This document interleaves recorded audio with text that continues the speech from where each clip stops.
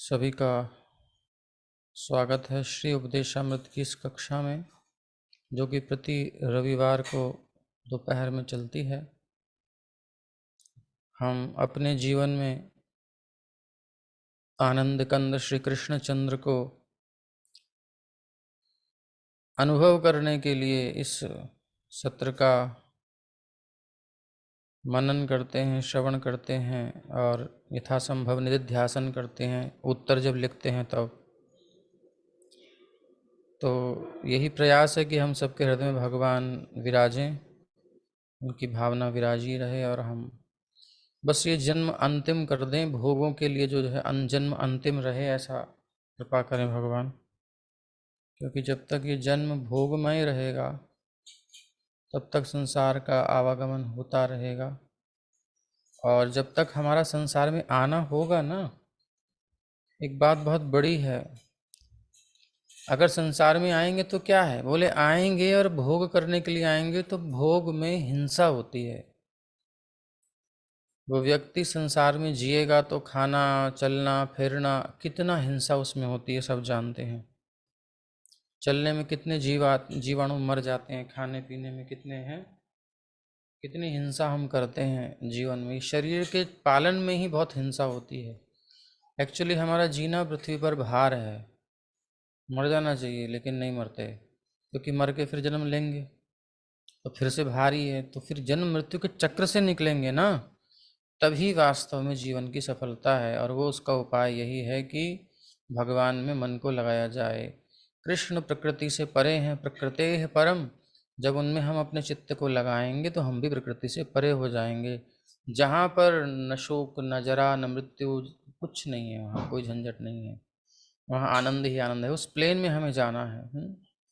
तो उस प्रकार से हम प्रयास कर रहे हैं। तो ये बात है, इसलिए संसार में आने की इच्छा ना करें, भोगों में आने की इच्छा ना करें।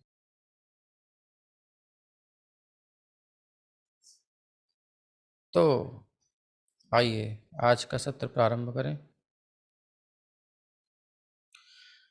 श्लोक 3 पहले हमने सीखा पिछले श्लोक में कि किस प्रकार से हमने, अगर किसी घड़े में जल भरना हो या रस भरना हो तो उसको चेक कर लेना चाहिए कि जितना महत्वपूर्ण रस है कहीं टपक ना जाए, बह ना जाए, तो कहीं छिद्र तो नहीं है, दोष तो नहीं है, कुछ ऐसा तो नहीं है उसमें जो हमारा रस खराब हो जाए।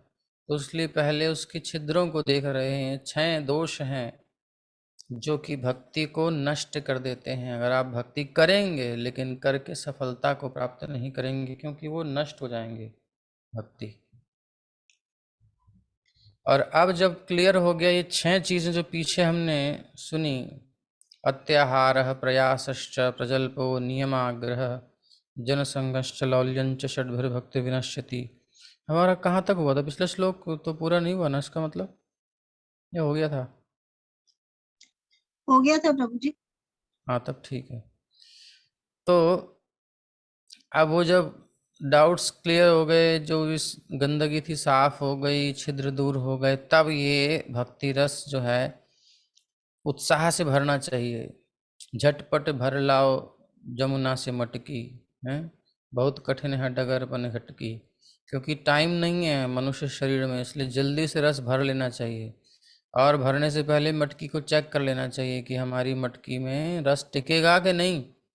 कथा सुनते पढ़ते समय टिकता है लेकिन फिर पीछे से बह जाता है, तो वो चीज़ें नहीं हो, इसलिए हमें बहुत सावधानी से इसमें आगे बढ़ना है। तो आइए सावधानी पूर्वक आगे बढ़ें। उत्साहान्निश्चयात् धैर्यात् तत्तत् कर्म प्रवर्तनात् संगत्यागात् सतो वृत्तेः षड्भिर्भक्तिः प्रसिद्ध्यति। उत्साहात, उत्साह से सबसे पहली चीज भक्ति में अगर किसी को दिखे तो क्या है, बोले उत्साह। अगर उत्साह नहीं है तो कोई कुछ कर ही नहीं सकता। ये श्लोक जो है ना, इनको आप भौतिक जगत में किसी भी काम में भी लगा सकते हो। संसार में भी कोई काम करना हो तो उत्साह के बिना कैसे करोगे? बिजनेस करना है, पढ़ाई करनी है, घर का काम करना है, उत्साह नहीं होगा, ढीले रहोगे, कुछ नहीं होगा। ये कहीं भी लगा लोगे काम करेगा, लेकिन उद्देश्य है आध्यात्मिक जीवन में लगाने के लिए, उसी के साथ भौतिक भी स्वाभाविक हो जाएगा। गीता को मैनेजमेंट की बुक नहीं बनाना चाहिए जैसे कि आजकल बना देते हैं भक्त। गीता तो आध्यात्मिक जीवन की कुंजी है, उसको वही रहने देना चाहिए। और उसको हम भौतिक बना देंगे, उसको साधारणीकृत कर देंगे उसका। हाँ, उससे हम साधारण जीवन में लाभ ले सकते हैं, वो सिद्धांत हम कहीं भी लगाएंगे तो लाभ मिलेगा, क्योंकि बहुमुखी है गीता की वाणी, शास्त्रों की वाणी, कई उसमें आयाम आ जाते हैं, पूरे पूर्ण हो जाते हैं। लेकिन उद्देश्य को जानते रहना चाहिए। तो हमारा उद्देश्य है भक्ति भगवान में, और उसका साथ में बस साइड बाय साइड बेनिफिट भी मिलता रहेगा भौतिक जीवन में। ठीक है, तो उसका अनुवाद क्या है? शुद्ध भक्ति संपन्न करने में 6 सिद्धांत अनुकूल होते हैं। पहला है उत्साही बने रहना। उत्साही बने रहना ये नहीं कि एकदम से उत्साह आया अगले दिन ढीले हो गए, नहीं। कैसी भी परिस्थिति आए उत्साह बने रहना। बने रहना मतलब बस बने रहना। इसके लिए क्या होगा? बोले ज्ञान चाहिए होगा। इसके लिए हमें श्रवण करना है, मनन करना है, तभी हम समझ पाएंगे कि उत्साह कैसे बना रहेगा। एकदम से मन में संदेह आएंगे बहुत सारे, कहीं ऐसा तो नहीं, वैसा तो नहीं, ये हो जाएगा, वो हो जाएगा। और श्रवण किया होगा तो उत्तर भी आ जाएगा, नहीं नहीं ऐसा नहीं, भगवान तो करुणामय है।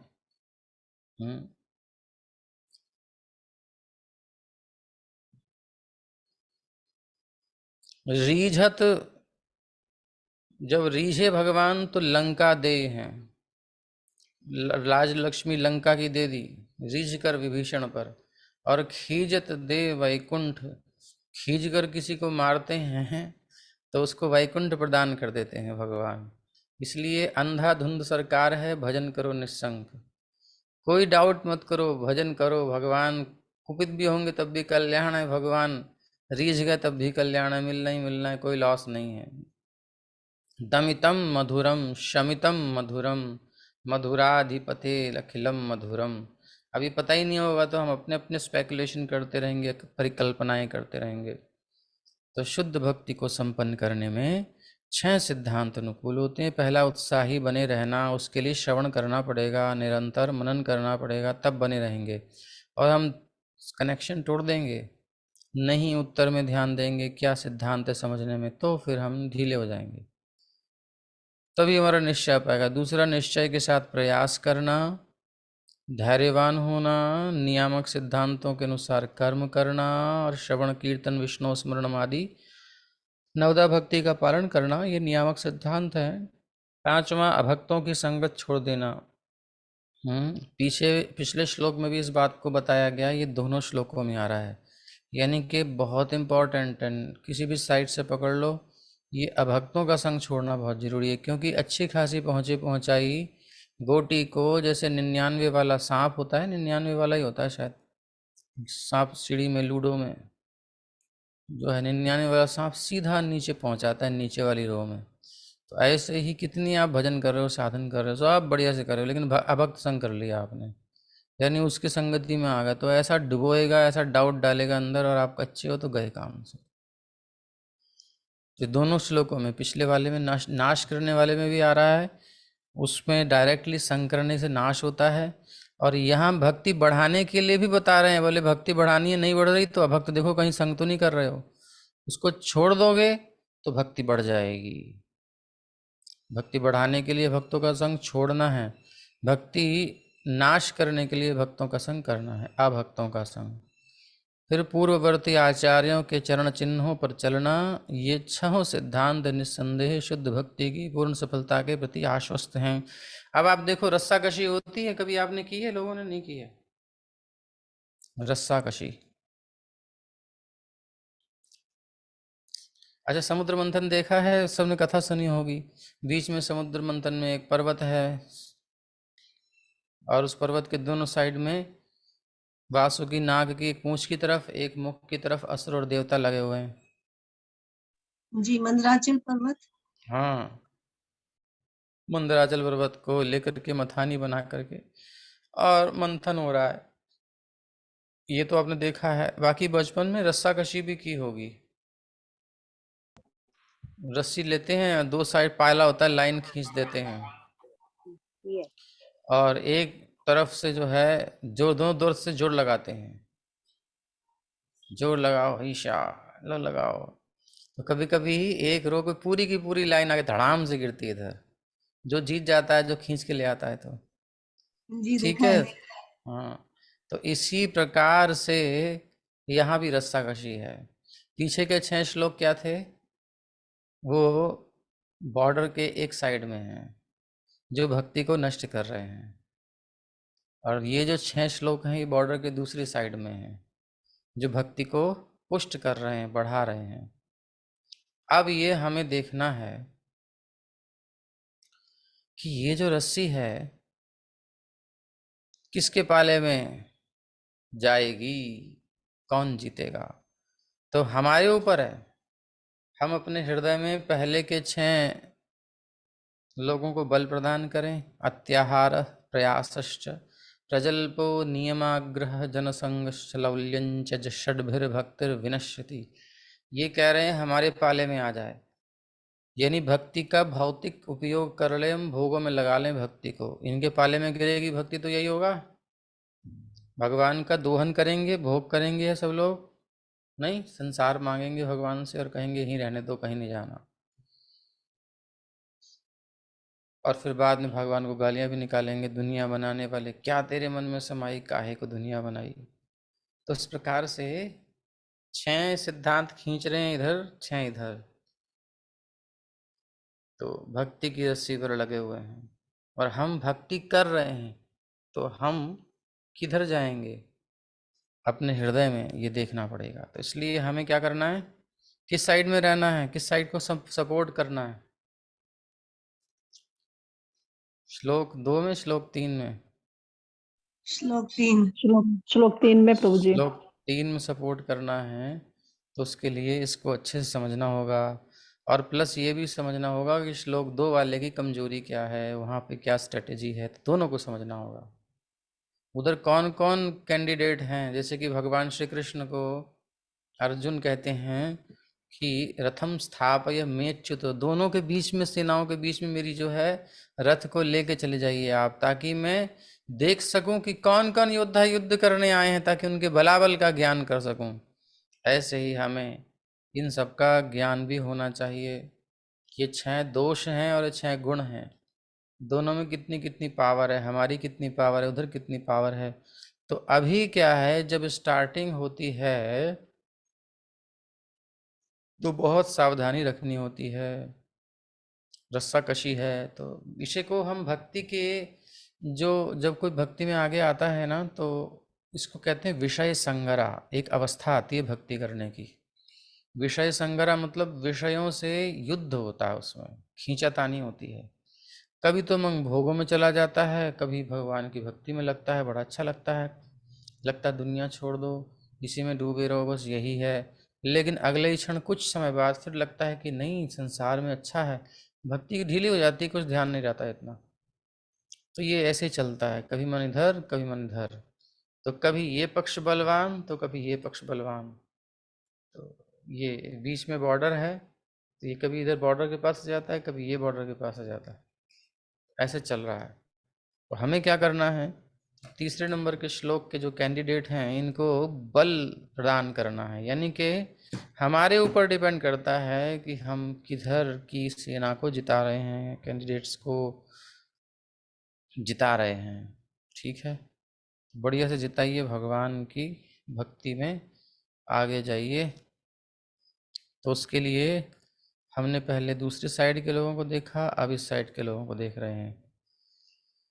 तो ये 6 हैं जो भक्ति में, भक्ति के पाले में हमें भक्ति को जिताएंगे और वो भक्ति को हराएंगे, यानी कि नष्ट करेंगे। तो आइए आगे चलें।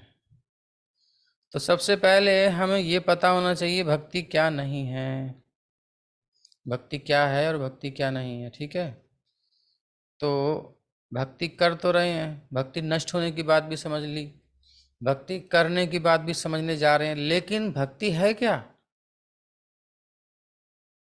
पहले श्लोक में क्या था? वेगों को नियंत्रित करना था। पहले तो बेस बन रहा है ना, आधार बन रहा है। पहले क्या है? वेगों की बात। वाचो वेगम मनसः क्रोध वेगम जिह्वा वेगम उदरोपस्थ वेगम एतान वेगान यो विषहेत धीरः सर्वामपि मां पृथ्वीं सशिष्यात्।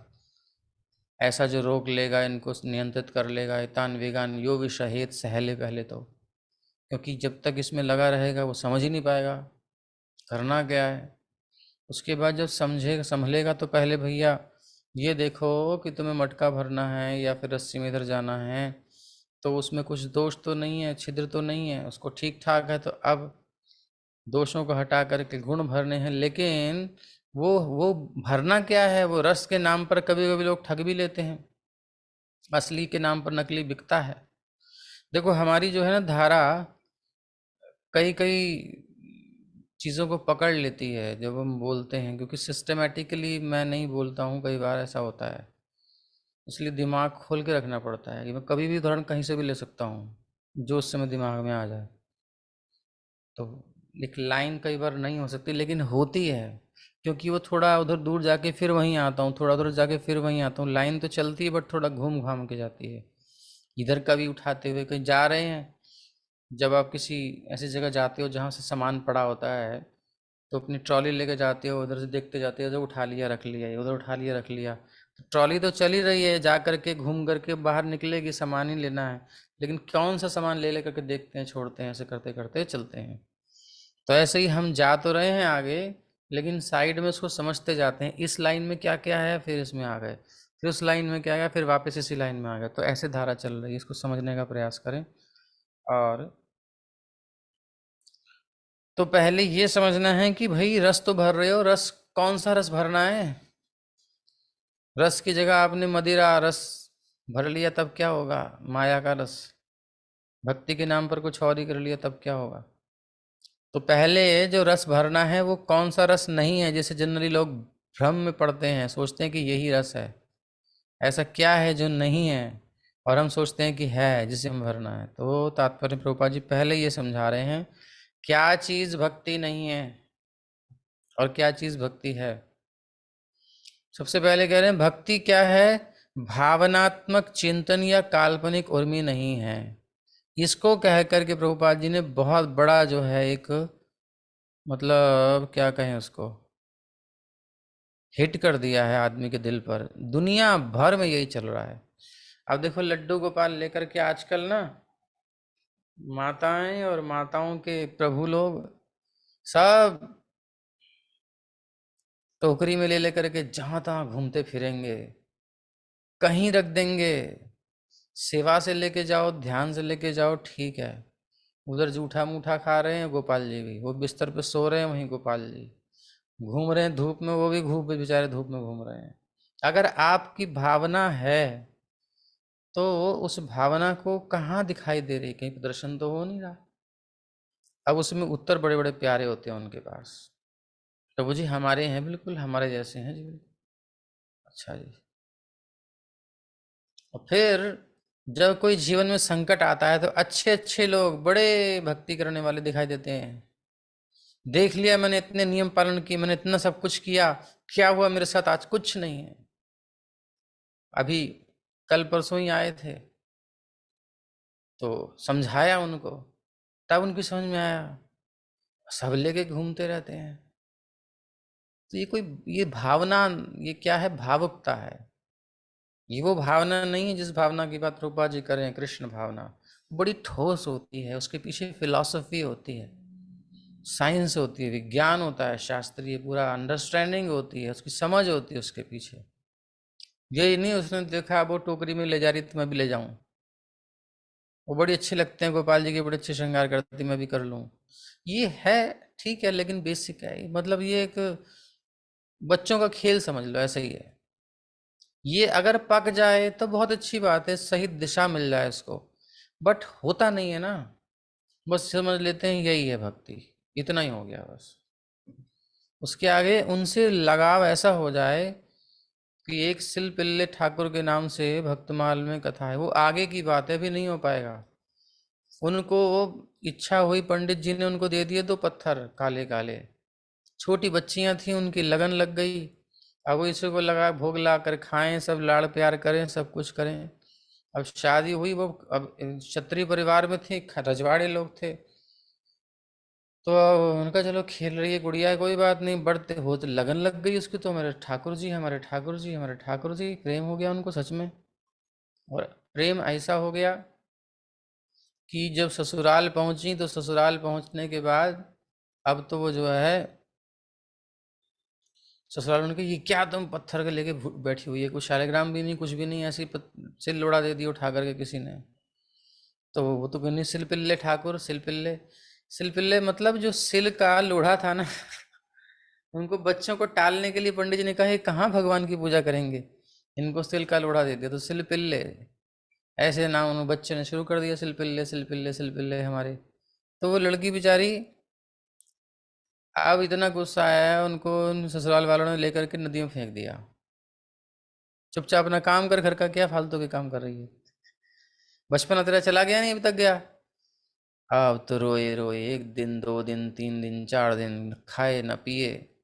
लगन फिर वो होती है, भावना फिर वो होती है, उसका परिणाम भी दिखता है। फिर उसके बाद वो ठाकुर जी उस नदी से स्वयं निकल के उनके आसन पर आ गए। ये चमत्कार होता है फिर। तो वो भावना होती है भाई, वो बहुत दुर्लभ चीज होती है, वो ऐसे नहीं आती। या तो उसके पीछे प्रगाढ़ शास्त्रीय आधार होना चाहिए, कोई भी क्रिया हम करते हैं, अथवा उसका कुछ पूर्वकृत संस्कार होना चाहिए, ताकि मीराबाई की भांति जो पूर्व जन्म का संस्कार था, वही उसको गिरधर दे दिए तो वो हो गई, बस मेरी शादी हो गई तो हो गई, अब मुझे कोई मतलब नहीं, मीराबाई बन गई। ऐसा कहना आसान है, और समाज में इसका नहीं तो उत्पात होता है, आजकल वही हो रहा है। ढीली ढाली भावनाएं हैं, बाद में फिर भगवान को गालियां देते हैं, फिर जूतों से भी पीटते हैं उसी गोपाल को। ऐसे वो सिर्फ लोग हैं, देखा देखी, नई भक्ति 9 दिना, खींचा खींची 10 दिना, बस हो गया काम। कोरोना में कितने को श्रद्धा खत्म हो गई। ये सब अपूर्णता का परिणाम है। तो भक्ति कोई भावनात्मक चिंतन नहीं है, इसलिए पहले इस पर कुठाराघात कर दिया कि तुम्हारी गलत फहमियां दूर हो जाएं, भक्ति को तुम इजीली मत समझ लेना, ऐसे ही कुछ एम ही है। और या काल्पनिक उर्मी नहीं है, मेंटल स्पेकुलेशन नहीं है, काल्पनिक उर्मी नहीं है, कोई कल्पना नहीं है। अच्छा, भावनात्मक चिंतन जैसे कि किसी लड़के को किसी लड़की को देख करके कुछ हो जाता है, फिल्में बनती रहती हैं, और देखो फर्स्ट साइट लव हो गया मेरे को तो जी, पहली बार में पसंद आ गए हमें तो जी, ये बस। तो वो जो है ना, वो एक भावनात्मक चिंतन उनका होता रहता है। फिर वो सोचते हैं भगवान के प्रति प्रेम भी ऐसा ही होता होगा, कि उनकी याद आती होगी, उनका चिंतन होता होगा ऐसा वैसा, मगर ऐसा कुछ भी नहीं होता। भक्ति बहुत अलग क्लास की चीज़ है भगवान के प्रति। वो तो जब हम समझेंगे, आगे बढ़ेंगे, तो पता चलेगा उसमें कितनी बेसिक चीज़ें आ गई पहले, इनको निकाल दोगे तब भक्ति शुरू होगी। तो अब जो है भक्ति को समझ लें पहले कि है क्या भक्ति। तो पहले तो भावनात्मक चिंतन नहीं है, इसको तो पहले तो निकाल देना चाहिए दिमाग से कि भावनात्मक चिंतन है। या काल्पनिक उर्मी नहीं है, कल्पनाओं की जो तरंगे निकलती रहती हैं, नई नई कल्पनाएं आती रहती हैं, ऐसा वैसा ये सब, ये अभी बिगिनिंग में जो होने लगता है ना बड़ी जल्दी, वो वाला तो कुछ नहीं है भक्ति। इसकी विषय वस्तु व्यावहारिक सक्रियता है, ये केवल बैठे रहना या सोचते रहना, नींद नहीं आती मुझे, नींद नहीं आती है, आंखों ही आंखों में रात गुजर जाती है और आहें भर रहे हैं, जैसे पुराने गाने होते थे, ये मेरा दीवानापन है, तो बहुत पुराने गाने हैं। या मोहब्बत का सुरूर तू न पहचाने तो है ये, किसकी, तेरी की मेरी पता नहीं, नजरों का कसूर। अब ये उसमें दिलीप कुमार बावरा बन के घूम रहा है, क्या बात है, ये हिट हो रही है, सुपर हिट फिल्म हो रही है। ये भक्ति नहीं है भैया, ये कोई भावनाओं की चीज नहीं है, केवल वैसे ही बैठे हुए हैं, उसके लिए उतरना पड़ता है मैदान में। इसकी विषय वस्तु व्यावहारिक सक्रियता है, प्रैक्टिकल। इसमें कुछ करना पड़ता है जीवन में, जीवन में करना पड़ता है। हाँ, तेरी नजरों का गुस्सा, ठीक है। हाँ, तो इसकी विषय वस्तु व्यावहारिक सक्रियता है। व्यावहारिक सक्रियता, उतरना है जीवन में, करना है कुछ कृष्ण के लिए, अपनी इंद्रियों को लगाना है। इसी को हम समझने के लिए रूप गोस्वामी का आश्रय लेते हैं। जिन्होंने ये उपदेशामृत लिखा है उन्होंने ही भक्ति रसामृत सिंधु लिखी है। जो लोग कोर्स कर रहे हैं वो धीरे धीरे पहुंचेंगे, और जो पढ़ रहे हैं अरुण चंद्र प्रभु जी से वो तो सुन ही रहे होंगे। पहली श्लोक यही है। श्री रूप गोस्वामी ने अपनी भक्ति रसामृत सिंधु 1:11 में भक्ति की परिभाषा इस प्रकार दी है। भक्ति की भाषा में जो डिफिनेशन वो यही है। अन्याभिलाषिता शून्यम ज्ञान कर्माद्यनावृतम आनुकूल्येन कृष्णानुशीलनम भक्तिरुत्तमा। तो उत्तमा भक्ति मतलब सर्वश्रेष्ठ भक्ति, उत्तम भक्ति। कोई भी चीज लेते हैं बढ़िया चाहिए भाई, खराब मत दे देना। तो ऐसे ही भक्ति भी अच्छे से करनी चाहिए। तो कैसी होती है? बोले प्रीमियम। तो फिर प्रीमियम भक्ति इसको कहते हैं, बिल्कुल हाई, बढ़िया वाली, उज्जवल भक्ति, शुद्ध भक्ति। वो है अन्य अभिलाषिता शून्यम। अन्य अभिलाषा नहीं होती। कृष्णानुशीलनम, कृष्ण के अनुशीलन यानी भगवान की सेवा छोड़ के, भगवान की प्रसन्नता छोड़ करके, पहले पढ़ लेते हैं इसको। उत्तमा भक्ति है पूर्ण पुरुषोत्तम भगवान श्री कृष्ण के प्रति अनन्य भक्ति इस तरह की जाने वाली भक्ति है जो भगवान के अनुकूल है। इस भक्ति को किसी भी बाह्य प्रयोजन से मुक्त होना चाहिए और सकाम कर्म, निर्विशेष ज्ञान और अन्य स्वार्थमयी इच्छाओं से रहित होना चाहिए। अब बड़े बड़े भजन करने वाले इसी में खत्म हो जाएंगे। जितने ले लेकर के डोल रहे हैं सब ठंडे, बोले भक्ति है ही नहीं। उत्तमा भक्ति या पूर्ण पुरुषोत्तम परमेश्वर श्री कृष्ण के प्रति अनन्य भक्ति। अन्याभिलाषिता शून्यम। अन्य अभिलाषा मतलब श्री कृष्ण को प्रसन्न करने की, श्री कृष्ण की इच्छा को पूरा करने की इच्छा को छोड़कर, भावना को छोड़कर, जो कोई भी भावना हमारे अंदर है उसको क्या कर देना चाहिए? जीरो, शून्यम। अन्याभिलाषिता शून्यम, अन्याभिलाषिता शून्यम। शून्य कैसा होता है आपको पता ही है?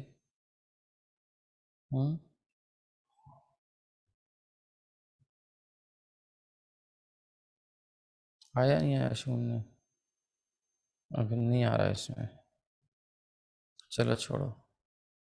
तो अन्याभिलाषिता शून्यम, अन्य अभिलाषा, श्री कृष्ण को प्रसन्न करने के अतिरिक्त जो अभिलाषा हो वो जीरो हो जाए।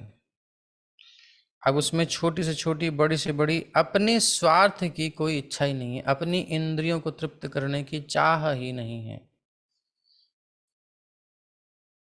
कितनी कठिन है चीज है ये रस भरना है भक्ति का, भगवान की प्रसन्नता के लिए जीना। संसार में क्या होता है, जिसको भावनात्मक चिंतन या काल्पनिक उर्मी कर लेते हैं। संसार में हम प्यार करते हैं ना किसी से, तुझे देख देख जीना, तुझे देख देख मरना, पता नहीं क्या क्या बोलते हैं। तो उसमें सुख किसे मिल रहा है? उसमें सारा पॉइंट होता है अपना निज सुख, मेरी संतुष्टि। जब मेरे को मेरी संतुष्टि नहीं मिलेगी तो फिर मुझे देख देख जीना नहीं होता, फिर देख देख जलना, तुझे देख देख रोना। तो देख देख के परेशानी होती है आदमी को। फिर वो कहता है तू चला जा यहाँ से, मुझे तो देखना नहीं चाहता, I hate you, leave me alone. अच्छा, तो अब अपने सुख की बात आ गई ना। और संसार में एक व्यक्ति दूसरे को सुखी करना भी नहीं चाहता। दूसरे को सुखी करना तब तक चाहता है जब तक अपने सुख में बाधा ना हो। अपने सुख में बाधा आने लगी थोड़ा बहुत झेलता है, कोई बात नहीं, बाद में इनसे कुछ मिल रहा है या कुछ और प्रॉफिट हो रहा है, एक तरीके का नहीं हो रहा, तो चलो ये एडजस्ट कर लेते हैं, दूसरी चीज़ तो ठीक से मज़ा मिल रहा है। कोई भैया चलो ठीक है, थोड़ी मार कुटाई कर लेते हैं, बात सुना देते हैं, लेकिन पैसा तो ला करके दे रहे हैं। ऐसे मतलब कहीं ना कहीं कुछ ना कुछ लूप होता है, कुछ ना कुछ होल होता है, कुछ छिद्र होता है, जिसके कारण व्यक्ति कुछ टॉर्चर, कुछ कष्ट सह लेता है, अपनी इंद्र को तृप्त ना करने को मिले एक साइड में दूसरी साइड को एडजस्ट कर लेता है, बट उसका आधार होता है अपनी इंद्र तृप्ति। ये एक व्यवहारिक बात है ना। फिल्मों में जो होती है रियल लाइफ, उससे रियल लाइफ अलग होती है। ठीक है जी। तो यहाँ वो सब नहीं है, यहाँ पर अन्य अभिलाषिता शून्यम, श्री कृष्ण को प्रसन्न करने के अतिरिक्त कोई अभिलाषा नहीं। अब श्री कृष्ण कैसे प्रसन्न हो रहे हैं हमें कैसे पता, देखा तो है नहीं। तो यस्य प्रसादात् भगवत् प्रसादो, यस्या प्रसादान्न गतिः कुतोपि, जिनकी प्रसन्नता से वो प्रसन्न हो जाते हैं। अर्थात अभी हमारे बीच में एक मीडियम है, एक माध्यम है। शील भक्ति सिद्धांत सरस्वती ठाकुर श्रील प्रभुपाद जी इस चश्मे का उदाहरण देते थे, इसलिए हमने चश्मा लगवाया है। उदाहरण नहीं दे पाते थे पहले। क्या, ये चश्मा अगर बीच में रहेगा तो आप जो सामने वस्तु होगी, ऑब्जेक्ट होगा, वो साफ देख सकते हो, और इसको हटा देंगे, आपकी नज़र कमज़ोर है, आपकी नज़र में धुंधला धुंधला दिखाई देगा, स्पष्ट नहीं देख सकते। तो इसी प्रकार से गुरु माध्यम है हमारा। अभी अस्पष्ट है भगवान प्रसन्न है कि नहीं, क्या करें क्या ना करें, इसके लिए गुरु माध्यम होते हैं। वह हमें शास्त्र से हमारे अनुकूल जो भी है वह वाक्य देते हैं, वह सेवा देते हैं, और हमसे कहते हैं इसे करिए, और उसको करके हम जब गुरु के समक्ष जाते हैं, वैष्णवों के समक्ष जाते हैं, परंपरा संबद्ध, तब जो है वो प्रसन्न होते हैं। और उनकी प्रसन्नता से ही हमें समझ लेना चाहिए कि गुरु वर्ग की प्रसन्नता से भगवत वर्ग प्रसन्न है, भगवान प्रसन्न है। यस्य प्रसादात भगवत प्रसादो। ठीक है जी। तो भगवान श्री कृष्ण की प्रसन्नता की अभिलाषा से युक्त और अतिरिक्त अपनी इंद्रियों की तृप्ति की अभिलाषा से रहित होकर के, शून्य होकर के, एक भी नंबर नहीं देना अपने आप को। इंद्र तृप्ति की थोड़ी सी भावना है तो भक्ति में दोष आ जाता है, फिर वो सकाम हो जाती है, फिर वो क्षीण हो जाती है, दुर्बल भक्ति हो जाती है, वो पावरफुल नहीं होती, फिर वो श्रेष्ठ नहीं रह जाती। दूध बढ़िया हो, उसमें पानी मिलाए जाओ पतला होता जाता है, वो बात नहीं रहती। अब किसी को पचता नहीं है वो अलग बात है, लेकिन पहाड़ी गाय हो, पहाड़ की देसी गाय, पहाड़ पर जड़ी बूटियां चर के आने वाली, प्रसन्न मस्त रहने वाली, नहीं बंधी बंधी खूंटे से ना, घूमने फिरने वाली, फिर वो जो आती है शाम को बढ़िया लाड़ चाव के साथ बछड़े से प्यार कर रही हो, स्वाभाविक जो है दूध उतर रहा हो, बछड़ा पीकर उछलने लगा हो, बोले बहुत हो गया, और इस प्रकार से एक आध थन जो है, ज़्यादा नहीं, बछड़े को पेट भर के पिलाने के बाद फिर एक आध थन जो बचता है, वो थन निकाल करके दूध जो है फिर ग्वाला जो है भगवान को भोग लगा करके, या ताज़ा ताज़ा भगवान को भोग लगा करके गुनगुना गुनगुना पिए। क्या मीठा दूध होता है, क्या बढ़िया होता है ना। अब उसमें कोई पानी मिला दे तो पतला हो जाएगा और पतला हो जाएगा। तो ऐसे ही जो भक्ति का दुग्ध है उसमें कामना का जल न मिलाया जाए। कामना का जल मिलाने से दूध दिखता तो है, बट उसकी वो तासीर नहीं रहती। लाभ देता है ऐसा नहीं है, बट वो बात नहीं आती, वो मजा नहीं आता। तो इसी प्रकार से ज्ञान कर्माद्यनावृतम, तो सकाम उसमें भावना ना आए, अभिलाषा और कोई ना आए, यहीं तक ले रहे हैं अभी, केवल अन्य अभिलाषिता शून्यम, बस यही है अभी चल रहा है। तो अन्य अभिलाषा यानी कामना, अपनी इंद्रियों की तृप्ति की, श्री कृष्ण की इंद्रियों को छोड़ करके, गुरुवर्ग को संतुष्ट करना छोड़ करके निज इंद्रिय प्रीति वांछा थोड़ी सी भी आ जाएगी तो वो भक्ति मिश्र भक्ति हो जाएगी। काय काय से मिश्रित होती है जी, तो बोले ज्ञान कर्माद्यनावृतम। आगे वर्णन करते हैं। ये तो हो गया किसी भी बाह्य प्रयोजन से मुक्त होना चाहिए, क्लियर। अब याद है ज्ञान कर्माद्यनावृतम, तो ये मिश्रण किस चीज का है? वो कर्म मिश्रा, ज्ञान मिश्रा भक्ति होती है। तो जो कामना बीच में ना डालें तो कैसी कैसी बोले, सकाम कर्म, निर्विशेष ज्ञान या अन्य समस्त स्वार्थमयी इच्छाओं से रहित होना चाहिए। तो क्या क्या मिक्सर होता है? तो स्वार्थमयी इच्छाएं, ये हमने अन्याभिलाषिता शून्यम से समझ लिया। सकाम भक्ति, ठीक है। दूसरा, आवरण किस चीज का होता है? ये तो मिक्सर हो जाता है कामना का। भक्ति कर रहे हैं, उसमें कामना है, मिक्स हो गई। अब आवरण क्या आता है? बोले ज्ञान कर्माद्यनावृतम। जब हमारा आग्रह कर्म मुख्य होता है, भक्ति गौण होती है, ज्ञान मुख्य होता है, भक्ति गौण होती है, तो ये भक्ति ढक जाती है। तो इस सकाम कर्म हाईलाइट हो जाता है और भक्ति डाउन हो जाती है, दिखती नहीं है। निर्विशेष ज्ञान, ज्ञान के प्रति ज़्यादा आग्रह रहता है और भगवान की प्रसन्नता के प्रति आग्रह नहीं रहता है। करता है क्योंकि उसे ज्ञान चाहिए, ब्रह्म में लीन होना है, इसलिए भक्ति कर रहा है। क्योंकि भगवान की भक्ति से मन भगवान में लग करके बड़ी सरलता से मुक्ति मिल जाती है भक्ति करने वाले को। तो निर्विशेष ज्ञान का आवरण नहीं होना चाहिए भक्ति पर, और सकाम कर्म का आवरण नहीं होना चाहिए, स्वार्थमय इच्छाओं से रहित होना चाहिए, तब वो भक्ति ठीक होती है। अब ये तो हो गई चीज़ें जो कि हटानी हैं, इसके बिना भक्ति हो नहीं पाएगी। भक्ति के नाम पर कुछ और ही होगा। ठीक। अब आती है भक्ति क्या है। पीछे अभी अपने समझे क्या समझा, भक्ति क्या नहीं है। जिस भक्ति के नाम पर दुनिया में चल रहा है, भावनात्मक चिंतन नहीं है, काल्पनिक और भी नहीं है, और जो है सो इस सब से रहित होकर के प्योर होना चाहिए। अब भक्ति का अनुशीलन नाम ले रहे हैं, भक्ति शुरू कर रहे हैं। भक्ति क्या है पता चल गई, क्या नहीं है ये पता चल गया।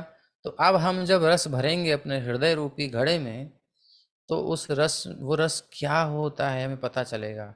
उसको जब जब पड़ेगा ना, तो माल चेक करते रहना चाहिए। कभी कभी कुछ और भी दे देता है आदमी मिक्स करके।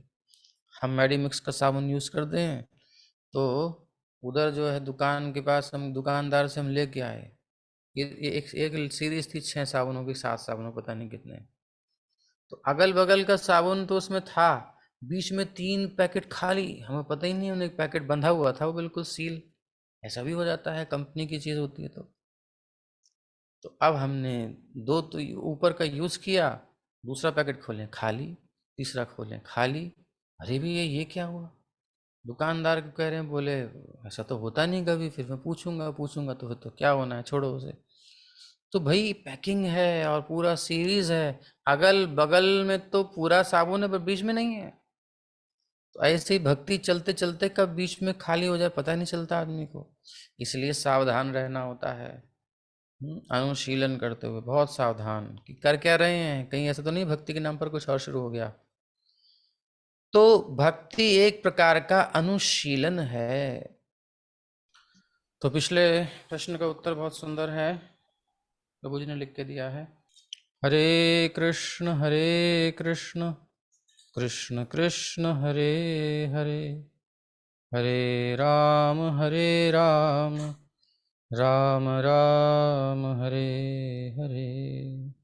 जैसे ही हम अनुशीलन का नाम लेते हैं तो हमारा अभिप्राय सक्रियता या क्रियाशीलता से रहता है। एक्टिविटी होनी चाहिए, केवल मेंटल स्पेकुलेशन नहीं है। क्रिया होनी चाहिए, केवल मन में चिंतन या कल्पनाएं करना नहीं होता है। आध्यात्मिकता के अनुशीलन का अर्थ ध्यान के लिए निष्क्रिय होकर बैठ जाना नहीं है, जैसा कि कुछ छद्म योगी सिखाते हैं। यहाँ पर सिखा रहे हैं कि भाई जो ज्ञान और ध्यान ये सब क्या है। तो पहले ध्यान योग के बारे में बात करते हैं। आध्यात्मिकता के अनुशीलन का अर्थ कहीं ये मत समझ लेना कि भाई आंख बंद करके और बैठ गए हम ध्यान कर रहे हैं, निष्क्रिय हो गए। ध्यान के लिए निष्क्रिय होकर बैठ जाना नहीं है, जैसा कि कुछ छद्म योगी, सच्चे योगी नहीं, छद्म योगी सिखाते हैं। तो ये योग जो पद्धति है किन लोगों के लिए है? ऐसी योग पद्धति है जिनके मन इंद्रियां बहुत चंचल हैं, और इनको आध्यात्मिकता में रुचि, क्रिया में, भगवान की सेवा में रुचि नहीं है, उन लोगों के लिए ये योग पद्धति है ध्यान की। बोले अपनी इंद्रियों को समेट लो, यम नियम आसन प्राणायाम प्रत्याहार धारणा ध्यान, और समाधि, उनकी समाधि वहीं जाती है। वो एक्टिविटी से मतलब नहीं है। आप योगी को कभी नहीं देखोगे इस प्रकार के ध्यान योगी को जो ध्यान त्याग करके, छठे अध्याय में गीता में भगवान भी बताते हैं कि जा करके एकांत में और फिर दोनों भौहों के मध्य भाग में अपने जो है नासिका के अग्रभाग में देखते हुए और जो है दम भौहों के मध्य में अपने ध्यान को एकाग्र करें, ऐसे करके कुछ मन को एकाग्र करना है, किसी बिंदु पर एकाग्र करना है, अलग अलग उसकी परिभाषाएं सब देते हैं। तो ये सब चीज़ें जो हैं इसमें कोई क्रिया तो दिखाई नहीं दे रही, इसमें तो अपनी वृत्तियों को संयमित करके योग चित्त वृत्ति निरोध, बस इतना ही तक बताया गया है। बोले ये जो है ना, जिन लोगों को ऐसा निष्क्रिय ध्यान, उन लोगों के लिए अच्छा हो सकता है जिन्हें भक्ति में सेवा का पता नहीं है। अब वो मन को लगाएं तो लगाएं कहाँ, कोई संसार में लगाने की जगह नहीं है, जहाँ लगाएंगे वहाँ पर बंधन है, क्लेश है, अविद्या, अस्मिता, राग द्वेष, अभिनिवेश, कर्म विपाक, क्लेश, सब चीज़ें भरी पड़ी हैं। तो इसलिए सब तरफ से हटाओ और चित्तवृत्ति का निरोध कर लो, हटा लो सबको यहाँ से। आधा काम बताया है, पूरा नहीं बताया है। तो उसको शांत बिठा दिया है, संसारी क्रियाकलापों से निवृत्त कर दिया है। लेकिन अब जो है उसके लिए वो अवसर आता है जब वो भगवान की सेवा में लग सके, क्योंकि जब तक संसार से निवृत्त नहीं होगा भगवान में लगेगा नहीं अच्छी तरह से। तो इसलिए कभी कभी इसकी संस्तुति व्यवधानात्मक भौतिकतावादी कार्यकलापों को रोकने के लिए की जाती है। यानी भौतिकतावादी कार्यकलाप जो कृष्ण भावना में नहीं है, वो व्यवधान करते हैं, जीवन में व्यवधान लाते हैं। तो उससे रोकने के लिए कभी कभी निष्क्रिय ध्यान की पद्धति को बताया जाता है कि भैया अब गड़बड़ मत करो, बैठ, चुपचाप बैठ।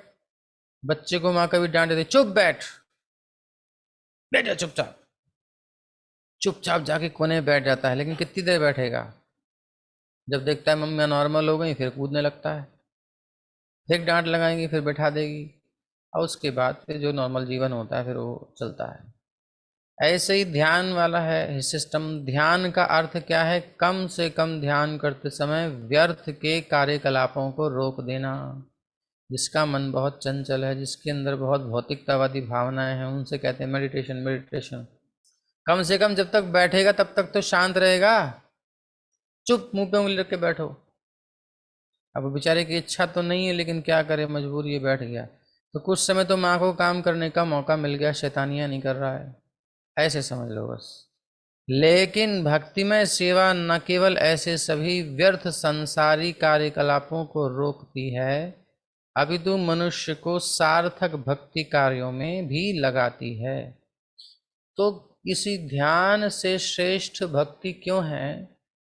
क्योंकि ध्यान केवल संसार से विरक्त करता है, एकाग्र करता है, क्षमता प्रदान करता है, और अगर कहीं भटक गया तो उस क्षमता का अष्ट सिद्धियां आदि के उपयोग में ला करके दुरुपयोग करके फिर पटकता है संसार में। लेकिन उसका उद्देश्य है योग चित्त वृत्ति निरोध, निरोध कर देना, रोक देना चित्त की वृत्तियों को। और अगला स्टेप है योगी नाम अपि सर्वेशाम मद्गतेनांतरात्मना श्रद्धावान भजते यो मांग समय युक्त तमो मतः। जो योगियों की सर्वोच्च सिद्धि भक्ति ही है। इसलिए जो भक्ति है ना, भक्ति में सेवा न केवल ऐसे सभी व्यर्थ संसारी कार्यकलापों को रोकती है जो ध्यान का उद्देश्य है, ठीक है, अपितु मनुष्य को सार्थक भक्ति कार्यों में भी लगाती है। तो कर्म से क्या होता है, ज्ञान से क्या होता है, ध्यान से क्या होता है, भक्ति। कर्म ध्यान ज्ञान भक्ति सब, भक्ति सर्वश्रेष्ठ है। भक्ति दोनों काम करती है, इधर से निवृत्त करती है, इधर से आसक्त करती है। जिधर लगना है उधर लगाती है, जिधर से हटाना है उधर हटाती है। ध्यान केवल नकारात्मक समझ लो उसको, कि संसार से नकारात्मक दृष्टिकोण से बात करता है। बोले ये नहीं करना, ये नहीं करना, मन को एकाग्र करना है। आप देखो जितने भी ना ये ध्यान योगी होंगे, ये मोटिवेशनल स्पीकर्स भी हैं कुछ जो कि बहुत फेमस हैं बच्चों में, यूथ्स में। वो सब कहते हैं साइलेंस, साइलेंस, साइलेंस, एक शून्य, पर एक कुछ नहीं, शांति। मतलब एक वैक्यूम क्रिएट करते हैं वो, ब्लैंकनेस, एक खालीपन महसूस कराते हैं। और जब कोई बहुत भीड़ से कहीं जूं जहाँ पाँ पाँ टैं ढूं ढूं, बहुत हिसाब किताब खराब है, जाकर के कहीं हिल स्टेशन पर शांति में प्रकृति के वातावरण में बैठता है तो ऐसे ही मस्त हो जाता है। क्या बात है ना। तो इसी प्रकार से ध्यान के इस कारण हम अपने संसार में बिखरी हुई वृत्तियों को ध्यान से और ज्ञान से समाहित कर लेते हैं। बस इतना ही है। लेकिन उसके अगला पड़ाव करने के लिए भक्ति में आना ही पड़ता है। और भक्ति पर आओगे, डायरेक्ट भक्ति करेंगे तो पहले संसार की निवृत्ति और फिर भगवान में अनुरक्ति, दोनों एक साथ हो जाएंगी। कैसे? जैसे भोजन करते हैं तो भोजन करने वाले को भूख से निवृत्ति, भूख से यानी क्षुधा निवृत्ति अपने आप होती जाती है और तृप्ति का अनुभव भी अपने आप होता जाता है। एक साथ दोनों काम होते हैं। इसी प्रकार संसार की हैंकरिंग जो है माइंड की, वो समाप्त होती जाती है भक्ति से, और भगवान की सेवा में एक रस मिलता है, उसको सेटिस्फैक्शन मिलता जाता है। तो अब वो भटकेगा भी नहीं। लेकिन योगी भटक सकता है, ज्ञानी भी भटक सकता है। ज्ञान पंथ का जो निर्विशेष ब्रह्म में जाने वाला जो रास्ता है वो वापस आ सकता है, लेकिन भक्त कभी भी पीछे मुड़ के नहीं आता। जो गया सो गया, यद गत्वा न निवर्तन्ते तद धाम परमम मम। ब्रह्म ज्योति से पतन होना स्वाभाविक है, देखा गया है। यद्यपि बहुत लंबा समय होता है, युग युगांतर बीते जाते हैं, कल्प कल्पांतर बीते जाते हैं, लेकिन होता है। लेकिन भक्ति में जो एंट्री कर गया भगवान के धाम, वो भक्ति से वापस आते हुए नहीं देखा जाता। पहुंचने के बीच में उठा पटक हो अलग बात है, पहुंचने के बाद कभी किसी का पतन नहीं देखा गया। लेकिन एक ध्यान योगी का, एक ज्ञान योगी का देखा गया है वापस।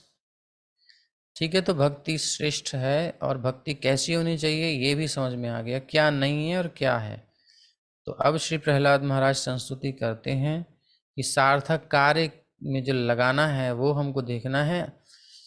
जब हमारा टाइम सही जगह पर कंज्यूम हो जाएगा, अभिनिवेश हमारा हो जाएगा, निवेशित हो जाएगा, तो हमारा गलत जगह करने का टाइम ही नहीं बचेगा। 24 घंटे हैं, 24 घंटे में से हम मैक्सिमम टाइम भगवान की यानी सकारात्मक कार्य में लगा देंगे तो नकारात्मक कार्य का समय ही नहीं बचेगा। भले ही इच्छा हो मन में, नहीं कर पाओगे, टाइम ही नहीं है। तो इसी प्रकार से हमें भक्ति की 9 विधियों में लगे रहना है। श्रवणम कीर्तनम विष्णो स्मरणम पाद सेवनम अर्चनम वंदनम दास्यम सख्यमात्म निवेदनम। भक्ति की 9 विधियां हैं, इस प्रकार से हैं। परमेश्वर के नाम और उनकी महिमाओं को सुनना, उनकी महिमाओं का कीर्तन करना। पहले तो सुनना होता है अच्छे से, जब सुन करके समझ जाते हैं तो कीर्तन करें, नहीं तो कीर्तन करना शुरू कर दीजिए, करते करते भी समझ जाएंगे। भगवान का स्मरण करना, जब आप श्रवण और कीर्तन दोनों करेंगे, यानी कि पढ़ेंगे भी पढ़ाएंगे भी, तो आपके मन में वो चीज़ें चलने लगेंगी नेचुरली। बैठ करके ध्यान नहीं करना पड़ेगा, मन में आती रहेंगी वो चीज़ें। ये व्यवहारिक है कि नहीं है? श्रोतागण उत्तर दें। व्यवहारिक चीज़ है ना। जब आप अच्छे से उसको लिखने में, समझने में, मनन करने में, पॉइंट टू पॉइंट वर्णन करने में दिमाग लगाओगे, सुनोगे भी और करोगे भी, तो क्या होता है, मन स्वाभाविक उसमें रमण करने लगता है। इसको कहते हैं स्मरण। ऐसे नहीं कि हम जो है स्पेशली कुछ स्मरण करने बैठ रहे हैं, नहीं, वो होता नहीं है प्रैक्टिकल।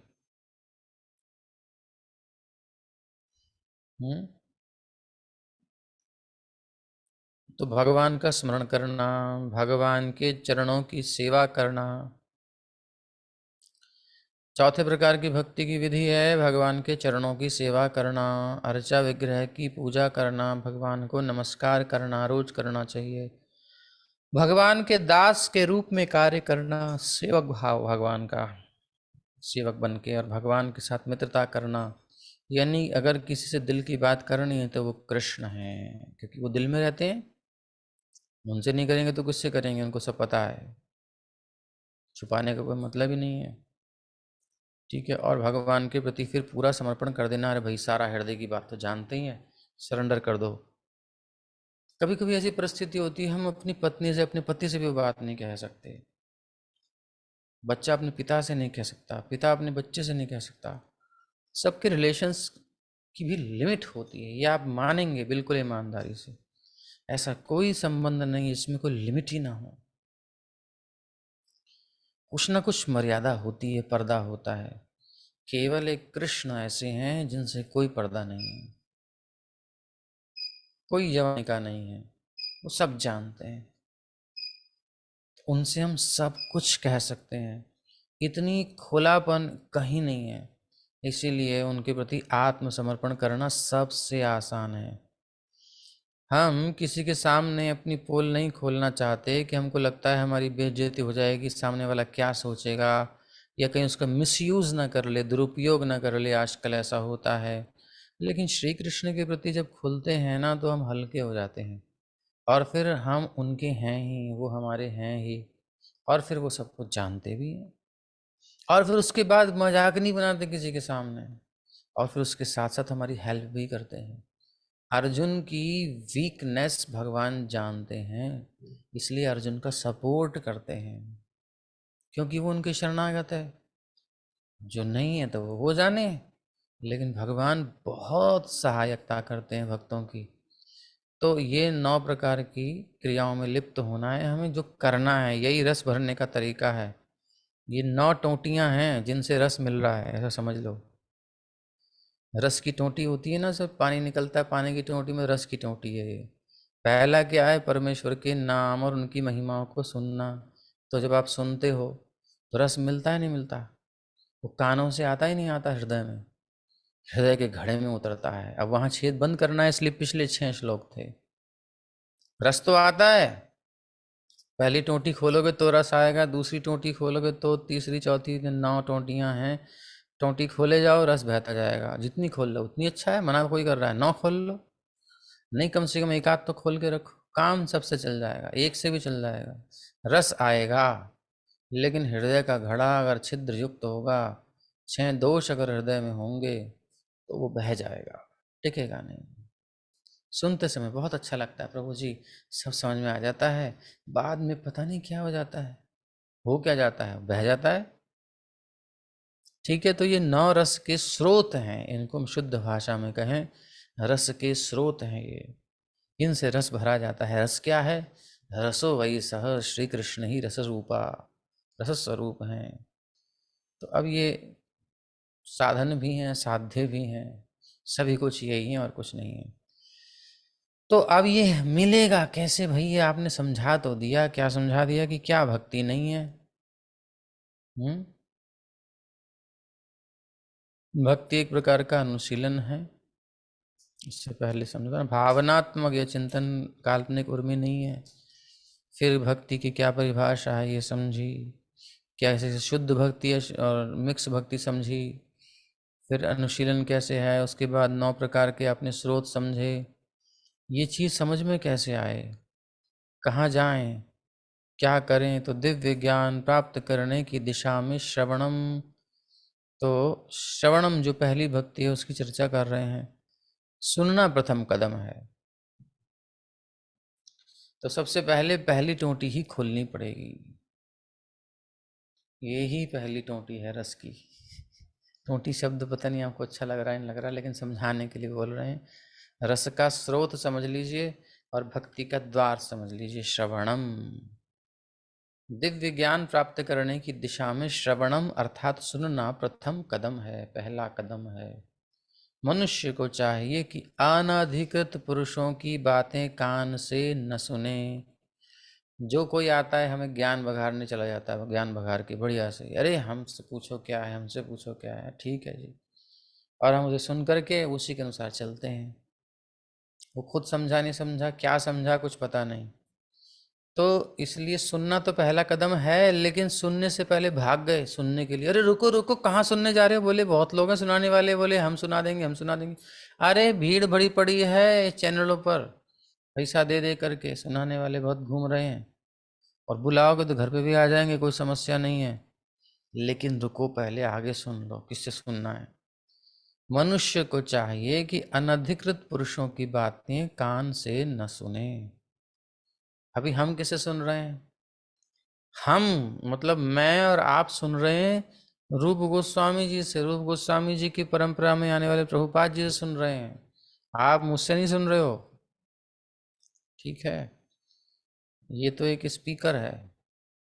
दिव्य ज्ञान प्राप्त करने की दिशा में सुनना पहला कदम है, और मनुष्य को चाहिए कि अनधिकृत पुरुषों की बातें कान से न सुने, क्योंकि सुनेगा श्रद्धा से, दिल में बसाएगा, और वो कुछ वायरस होगा उसमें, तो फिर बाद में प्रॉब्लम आएगी, है ना? अपितु योग्य व्यक्ति के पास जाए, डुप्लीकेट माल ना ले, ओरिजिनल ले। पायसी बहुत ध्यान रखनी पड़ती है। जैसा कि भगवत गीता 4:34 में संस्तुति की गई है। क्या कही गई है भाई? तो कहा गया है तद्विद्धि प्रणिपातेन। अच्छा, प्रभुपाद जी भी ये कह रहे हैं कि मैं अपने मन से नहीं कह रहा हूँ, ये भगवान स्वयं बता रहे हैं। मेरा रस चाहिए ना, तो मेरे जो आउटलेट्स हैं, मैंने जो बनाए हैं अपने अधिकारी, उनके पास ही जाना है, अप्रामाणिक जगह नहीं जाना। तद्विद्धि प्रणिपातेन परिप्रश्नेन सेवया उपदेक्ष्यन्ति ते ज्ञानं ज्ञानिनस्तत्त्वदर्शिनः। तुम गुरु के पास जाकर सत्य को सीखने का प्रयत्न करो, उनसे चुनौती की भावना से नहीं, विनीत भाव से जिज्ञासा करो और उनकी सेवा करो। खाली जिज्ञासा ही जिज्ञासा रूखा रूखा हो जाता है, कुछ सेवा भी करनी चाहिए। सेवा क्या होती है भाई? वो जो बताएं भगवान की सेवा, वो सेवा करनी चाहिए, और रिजल्ट दिखाना चाहिए कि प्रभु जी हमने प्रश्न उत्तर लिख दिया, ये सेवा है। प्रश्न का उत्तर हमने लिखा, प्रभु जी हमारे पास लिखने का टाइम नहीं था, लेकिन हमने जो है ना यह लिख नहीं पाए, लेकिन हमने चिंतन किया। एक्चुअली बिना चिंतन के लिख भी नहीं पाएंगे, बिना चिंतन के बोल भी नहीं पाएंगे। अभी एक पांडे जी थे, वो बेचारे बोलने का प्रयास किया, हमने कहा तो उन्होंने जो मन में आया सो बोल दिया। हमने कहा भाई ये तो कोई उत्तर नहीं हुआ, ऐसे बोलने से क्या फ़ायदा, हमारा भी समय व्यर्थ किया आपने। तो कह रहे क्षमा चाहते हैं प्रभु जी, समय नहीं मिल पाया। तो भाई सोचना पड़ता है, उत्तर लिखने के लिए सोचना पड़ता है। सोच करके सिस्टमेटिकली पॉइंट टू पॉइंट, जैसे कि प्रारंभ में आपने उत्तर आज देखा, उसी प्रकार से उत्तर देना चाहिए। हर चीज़ क्लियर हो, पता चले आप कितना समझ रहे हो। तो ये सब चीज़ें हैं, तभी आगे बढ़ पाएगा। तो सेवा करो, स्वरूप सिद्ध व्यक्ति तुम्हें ज्ञान प्रदान कर सकता है। अब सेवा में बहुत सारी चीज़ें आ जाती हैं, जब आप आगे बढ़ोगे खुद ही समझ में आ जाएगा। शुरुआत तो यहाँ से करो।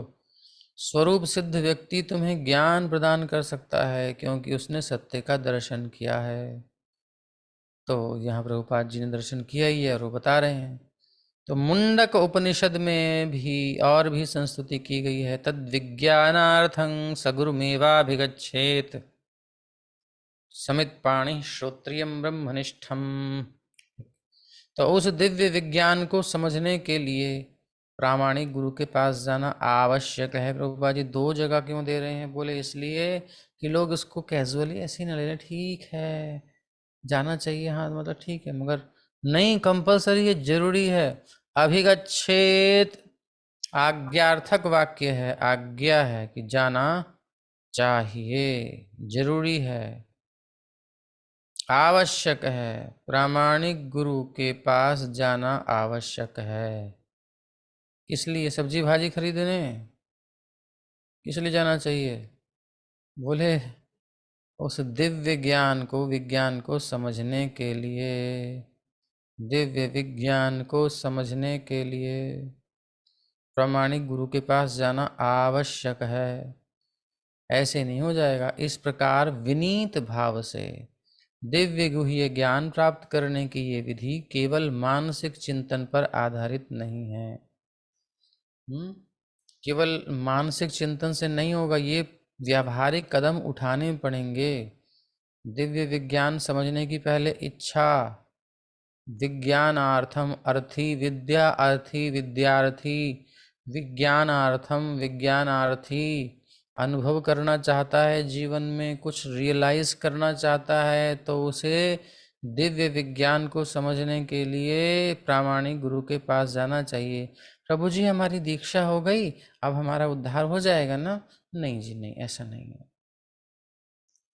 लिंक बन गया है और मछली को कांटा फंस गया है, कहीं जाएगी नहीं, लेकिन बाहर भी नहीं आ सकती जब तक झटका सहने को तैयार ना हो जाए। पता ना कब वो अपना कांटा छोड़ दे, तो इसलिए वंशी खींचने वाला खींचता नहीं है जब तक उसको कन्फर्म नहीं हो जाता कि ये उलझ गई।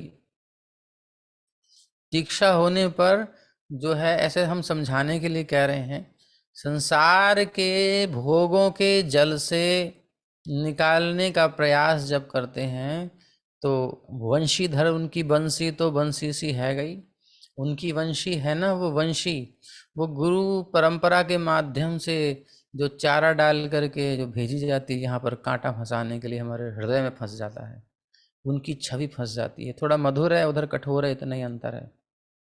और फिर वो झटका देते हैं कब? जब हम पूरे आसक्त हो जाते हैं, उससे पहले नहीं देते कि फिर यहीं रह जाएंगे। तो संसार में आसक्ति का जब तक आकर्षण बढ़ा हुआ है, तब तक हमारा गुरु धारण करके भी उद्धार नहीं होगा। जब गुरु परंपरा के आदेश का पालन करके रच पच जाएंगे, तब भगवान झटके से खींच लेंगे। मृत्यु सर्वहरश्चाहम त्यक्त्वा देहम पुनर्जन्म नैति मामेति सो अर्जुन। ये श्लोक तभी सार्थक होते हैं जब हम आसक्त हो जाएं। खाली दीक्षा लिया हो गया नहीं, ऐसे नहीं है, अनुशीलन करना पड़ेगा।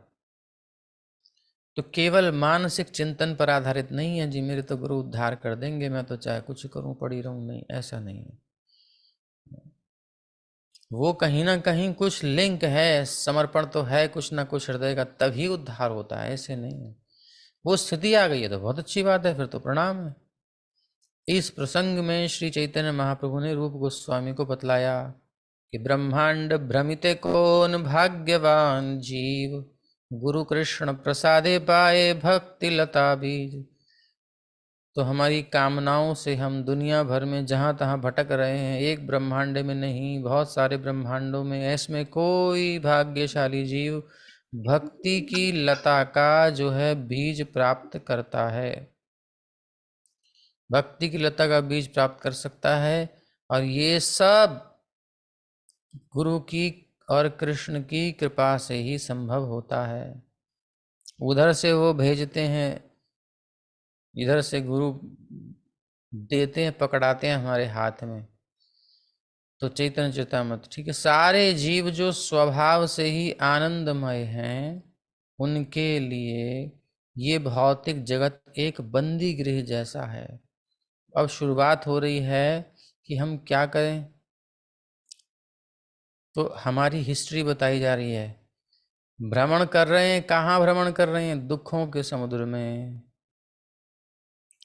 सारे जीव स्वभाव से आनंदमय हैं, आनंदमयोभ्यासात भगवान, उनके अंश भी आनंदमय, मगर हम तो रो रहे हैं, प्रभु जी ये परेशानी वो परेशानी।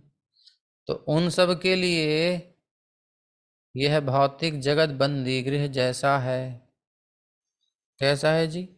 बंदी गृह जैसा है। वो वास्तव में इस प्रतिबंधित सुख के संसार रूपी बंदी गृह से मुक्त होना चाहते हैं। कैसा सुख है संसार में? प्रतिबंधित सुख। ये बहुत बढ़िया शब्द है, प्रतिबंधित सुख।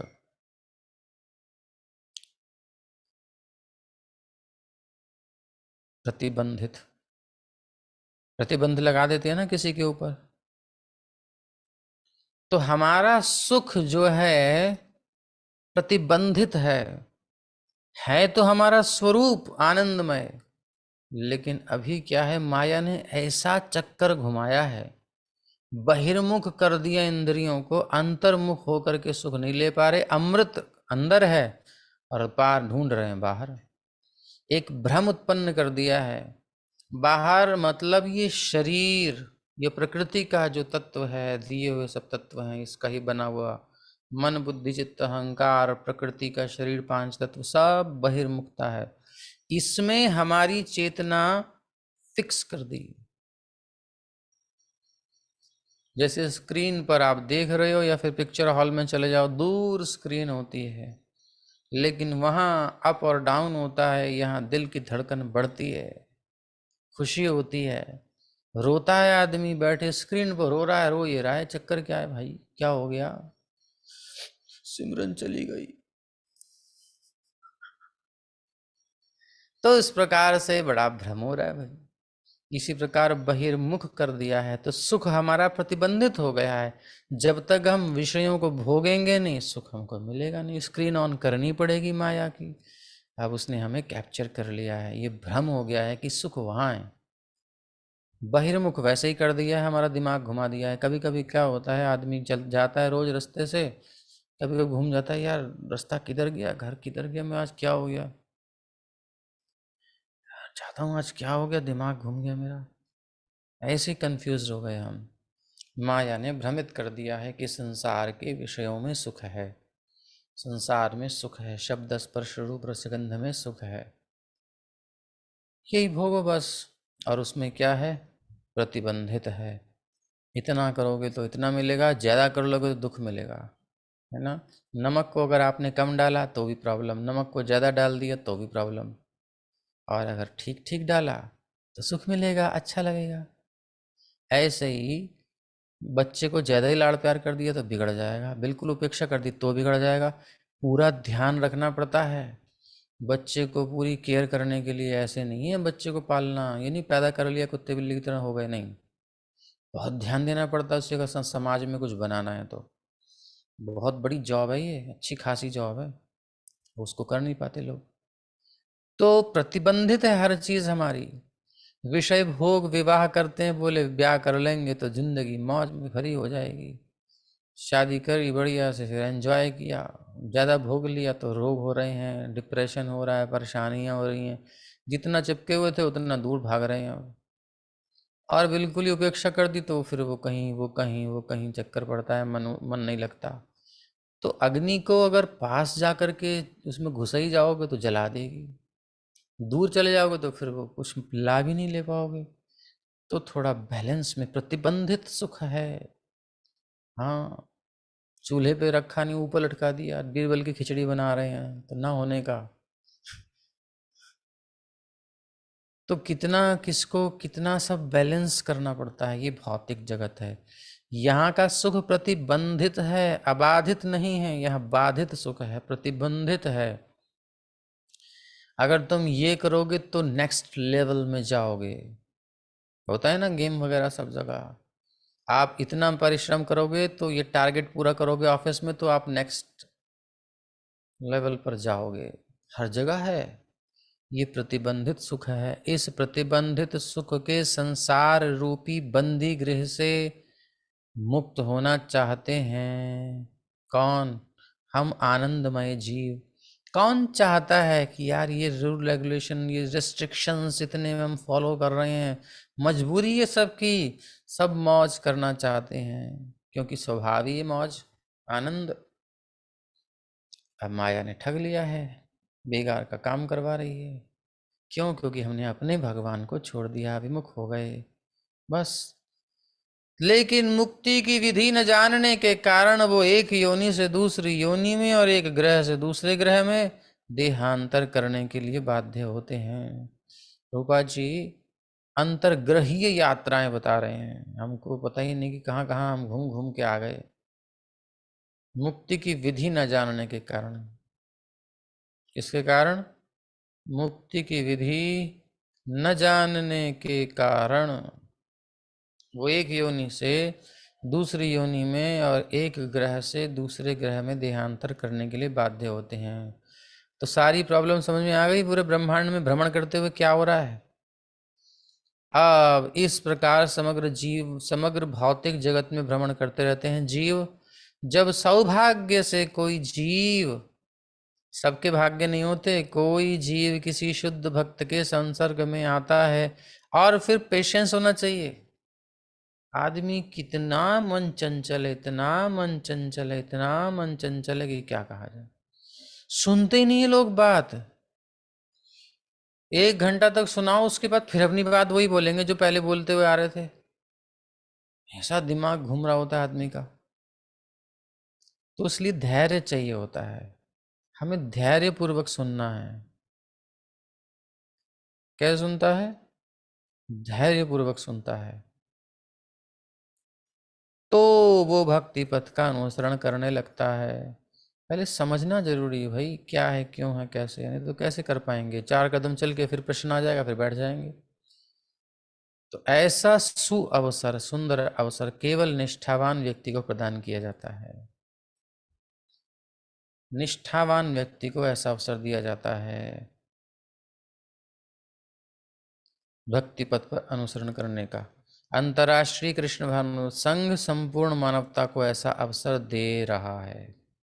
प्रभुपाद जी कह रहे हैं हम सबको सुअवसर दे रहे हैं, जिससे सारा समस्या का समाधान हो जाएगा। यहां से यहां तक जो सुनी हमने। यदि सौभाग्यवश कोई व्यक्ति भक्ति में सेवा में लगने का, प्रवृत्त होने के इस सुअवसर का लाभ उठाता है तो